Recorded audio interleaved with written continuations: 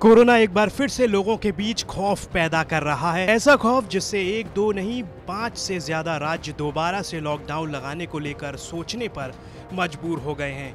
Corona का प्रकोप एक बार फिर तेजी से बढ़ता दिख रहा है। इसे देखकर केंद्र सरकार ने 5 राज्यों को पत्र लिखा है और सभी राज्यों से RT-PCR जांच बढ़ाने को कहा गया है। साथ ही रैपिड एंटीजन जांच नेगेटिव आने पर RT-PCR जांच अनिवार्य करने को कहा गया है। राज्यों को सख्त हिदायत दी गई है कि इनमें कोई कोताही नहीं होनी चाहिए। साथ ही संक्रमण फैलने से रोकने के लिए कंटेनमेंट जोन में लापरवाही नहीं बरतने को कहा गया है। तो ऐसे में साफ है कि अगर इन राज्यों में सतर्कता नहीं बरती गई तो लॉकडाउन लगाने पर भी सरकार मजबूर हो जाएगी। केंद्र ने महाराष्ट्र, केरल, पंजाब, मध्य प्रदेश और छत्तीसगढ़ को पत्र लिखा है। वहीं महाराष्ट्र के मुख्यमंत्री उद्धव ठाकरे ने कोरोना की दूसरी लहर को लेकर चिंता व्यक्त की है। ठाकरे ने कहा, दूसरी लहर अभी तक नहीं आई है, लेकिन ये दस्तक दे रही है। हमें अगले 2 हफ्तों में पता चलेगा कि दूसरी लहर आई है या नहीं। अगले 8 दिन तय करेंगे कि क्या राज्य में लॉकडाउन लगाना पड़ेगा। हालांकि बढ़ते मामलों को देखते हुए राज्य के अमरावती जिले में सोमवार को 1 हफ्ते के लिए लॉकडाउन लगा दिया गया है। पुणे में भी स्कूल, कॉलेज और कोचिंग संस्थानों को बंद करने का आदेश दिया गया है। राज्य में राजनीतिक धरना प्रदर्शनों, रैलियों, धार्मिक और सामाजिक कार्यक्रमों पर कुछ दिन के लिए रोक रहेगी, क्योंकि इनमें भीड़ ज्यादा होती है। अमरावती में 22 फरवरी से लॉकडाउन लगाया गया है, जो 1 मार्च की सुबह 8 बजे तक जारी रहेगा। केरल के अलपुझा जिले में भी मामले तेजी से बढ़ रहे हैं। यहाँ साप्ताहिक संक्रमण की दर बढ़कर 10.5% हो गई है। इसके अलावा पंजाब, जम्मू कश्मीर, छत्तीसगढ़ और मध्य प्रदेश में भी पिछले कुछ दिनों से मामले बढ़ रहे हैं। केरल में कुल संक्रमितों की संख्या 10,30,000 तक पहुंच गई है। तो वहीं बेंगलुरु एयरपोर्ट पर तत्काल कोरोना टेस्ट की सुविधा है। रिपोर्ट नेगेटिव आने के बाद ही एयरपोर्ट से बाहर जाने की अनुमति दी जाएगी।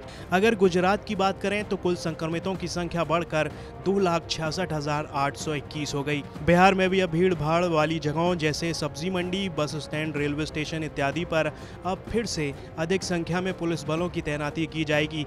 जारी आदेश के अनुसार कोरोना चेन को तोड़ने के लिए अत्यधिक संक्रमण वाले क्षेत्रों माइक्रो कंटेनमेंट जोन को चिन्हित कर वहां सीमित समय के लिए लॉकडाउन लगाने की बात कही गई है। हालांकि इस दौरान अनिवार्य सेवाओं पर रोक नहीं लगेगी। वहीं इस आदेश में यह भी कहा गया है कि जिस माइक्रो कंटेनमेंट जोन को सील किया जाएगा या जिस क्षेत्र में लॉकडाउन लगाने की जरूरत दिखेगी, वहां के लोगों को पहले से सूचना या नोटिस के जरिए इसकी जानकारी दे दी जाएगी, ताकि वो जरूरी सामान इकट्ठा कर सकें।